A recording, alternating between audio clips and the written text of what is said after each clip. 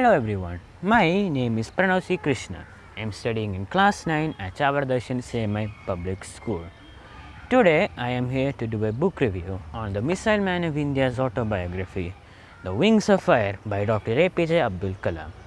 This book is written by both Dr. APJ Abdul Kalam and Arun Tiwari. It is a book which consists of Dr. APJ Abdul Kalam's memories, his childhood and his life as the Missile Man of India. This book has 4 parts dividing into 16 chapters and consists of a total of 180 pages. Now, you may not know who the co-author of this book, Arun Tiwari, is, and let me tell you who he is. He is a brilliant scientist who studied under Dr. APJ Abdul Kalam and worked under him for 10 years. He is a person who is now taking on Dr. Kalam's vision of making a technologically self-reliant India. Now, let's move on to the main focus of this book and the main author of this book, Dr. APJ Abdul Kalam. Dr. Arun Pakil Jainulabdin Abdul Kalam was born in Rameshwaram, Tamil Nadu in 1931. He was born an ordinary child. However, as you may now know, he is someone who is far from ordinary. He is a person who we all believe a scientific genius. This culminated in him receiving the India's highest civilian award, the Bharat Ratna. He also eventually became India's president itself. While working on India's weaponry, Dr. APJ Abdul Kalam had led a certain rigor in his personal life. He worked 18 hours a day and had practiced the Veena for many days. Dr. APJ Abdul Kalam was a modest person even throughout all of his achievements. He expresses the importance of inspirational teachers in his boyhood and how visionary scientists such as Vikram Sarabhai have changed the future of India more than he himself can ever do. Now, as I mentioned earlier, this book is divided into 4 parts. These parts are dividing into 16 chapters. I would like to briefly elaborate on each of these 4 parts. Let us begin with the first part, which is orientation. This consists of Dr. APJ Abdul Kalam's life in his childhood and his early life. Dr. APJ Abdul Kalam was a normal child born with 3 brothers and 1 sister. He studied in Schwartz High School and eventually went on to study in the Madras Institute of Technology, MIT. After Dr. Kalam had finished his studies in Schwartz High School, he was a self-confident young boy. He wanted to study in the Madras Institute of Technology, MIT, but this was an expensive affair, and Dr. Kalam's family was not that quite well off. This led to his sister Zohara mortgaging her bangle so that Dr. Kalam could attend this crown jewel of technological institutes. After finishing his course at the MIT, he wished to join the Indian Air Force and the Directorate of Technological Development and Production Air. He was saddened to learn that he could only finish 9th out of the 25 participants for the preliminaries, out of which only 8 were selected to join the Indian Air Force. This bitterness did not last for long, as you could see that he eventually realized that he gained a position as Senior Scientific Assistant at the Directorate of Technological Development and Production Air, which is short form, which is abbreviated as DTD and PR. There he did not have much of a workload. However, this changed when he was asked to produce an indigenous hovercraft prototype. He was asked to produce this with a team. However, his experience and his team's combined experience was not that of someone who could build such a project. However, they stuck with it. The project was eventually christened Nandi. The defense minister of the time, Krishna was keenly interested in the project and even came himself to see the success of the project. The project was sadly abandoned though due to controversies surrounding Nandi itself. However, all was not for loss, as this success of Nandi and the experience he gained from this helped in building the way for him to join the Indian Committee of Space Research, also known as INCOSPAR. With this is what concludes the first part, orientation. Now let's move on to the second part, creation.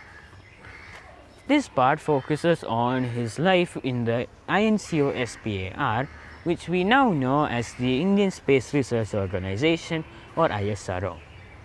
There he was mainly important at two projects, these being the RATO system and the SLV system. The RATO system, or Rocket Assisted Takeoff System, is a type of rocket attached to planes which will let them fly in even advanced situations such as those of the Himalayas. This would save a lot of money in foreign exchange. The project was a success but was abandoned as the rockets and the planes became obsolete by time. While the project was active, Dr. Kalam was keenly interested in it as it was one of Vikram Sarabhai's ambitions. The next project is the SLV project, or the Satellite Launch Vehicles project. Yes, the creation of an SLV within India would put it amongst the global superpowers. Yes, Dr. APJ Abdul Kalam was a key scientist within this project and his team put their heart and soul into making this. However, one could not say that this was a smooth ride. An SLV is a complicated machine and it had to be delayed multiple times during the test flights. On one launch, the second stage had malfunctioned midway and had crashed the rocket into the ocean. This, of course, ended in July 18, 1980, when the SLV had successfully taken off, and so with it had the entirety of India. You could say that this part consists of Dr. APJ Abdul Kalam's happiness and sadness, which he experienced while working on the ISRO. With this, I would like to conclude the second part, creation. Now, let's move on to the third part, orientation. Now, let's move on to the third part, propagation. This is the most important part in terms of Abdul Kalam's life as a whole itself. It shows how he became the missile man of India and his creation of the Indian Guided Space Missile Research Program. Dr. Kalam had joined this project following his success at the SLV-3 launch. From this success, he was able to join the Defense Research and Development Organization DRDO. There, he received the job of assigning project directors to five of his most well-known projects. These being the surface-to-surface missile Prithvi, a tactical core vehicle Trishul, the surface-to-air missile Agash, the anti-tank missile Nag, and his most personally well-known project, the re-entry experiment Agni. These were all projects that would push India's technological status to beyond its limits and put it amongst some of the greatest nations in the world. The first success in this project came from the successful launch of Trishul in 1985. This was a launch that rejuvenated the entire team working on all of the projects. This led to the successful launch of Prithvi 3 years later. This sent massive ripples across neighboring countries. This even led to a 7-nation tech embargo. The next in line was the launch of Agni. However, this was not as simple. Agni was a much more complicated missile than the other two. It had to be halted multiple times before the launch, and it had to be postponed several more times. They also gained much infamy from the media as it had been launched and delayed multiple times. However, they finally succeeded at 22nd May 1989 when Agni had successfully launched, taking a textbook trajectory. The launch and the flight itself was deemed perfect, and Dr. Kalam describes it as a beautiful morning from a nightmarish sleep. Following this was the launch of Agash and Nag. Now, the launch of Agni sent major ripples across the world itself, greater than even Prithvi's launch. It alerted the world that India was a country that should not be messed with. It's interesting to note that not much could be learned from any single experiment that they had committed, but it is a combined experience of all 5 of these projects that led India into where it is today technology-wise. With this, I would conclude the third part, or appropriation. Now, let's move on to the fourth and the final part, contemplation. This part is not a unique part, however, it is just as important as its predecessors. It is a part which consists of Dr. APJ Abdul Kalam looking back at his life and his plans for the future. In this part, Dr. Kalam states that India's technology status has improved greatly from his birth.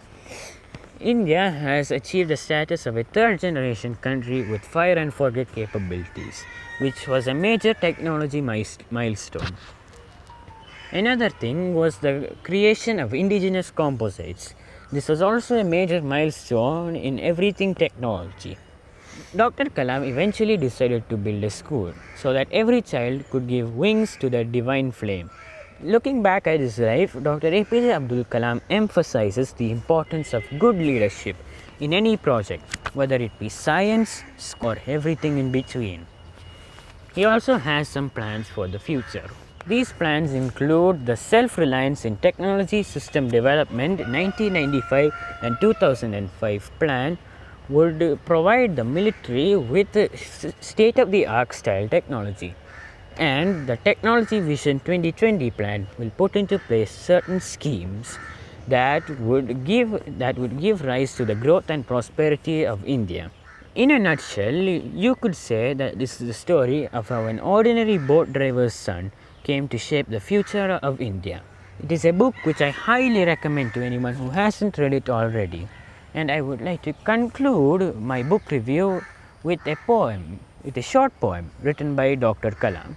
If you plan to leave your footprints on the sands of time, do not drag your feet. Thank you.